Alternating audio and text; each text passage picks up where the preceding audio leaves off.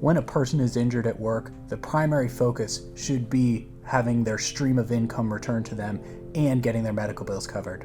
Workers' compensation benefits depend on what the workplace injury is. Generally, an injured worker is entitled to 2/3 of their average weekly wage, as well as having their medical bills covered by their employer's insurance. If the workers' compensation claim has been accepted by their employer's insurance, the injured worker's medical bills will ideally be covered until they've either been cured from the illness or they've at least lessened it till they can go back to work or resume some other form of employment. If an injured worker is written out of work on a temporary basis, in that they are going to recover at some point, then they may be entitled to either partial disability benefits or total disability benefits.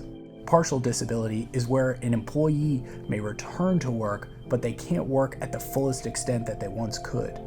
This is typically called light duty. Whereas temporary total disability, or TTD, is where the injured worker cannot return to work because they're unable to perform any extent of their job. When this happens, the injured worker is entitled to 2/3 of their average weekly wage, as well as having their medical bills paid for, and sometimes when necessary, travel expenses covered.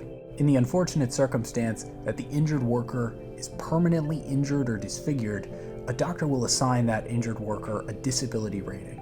Depending on how bad the injury is or what profession the worker works in, they may be entitled to workers' compensation benefits for the rest of their life.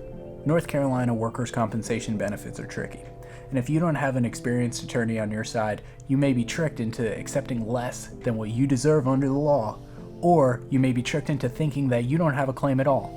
If you've been injured at work, give me a call today and we can talk about bringing forward a workers' compensation claim.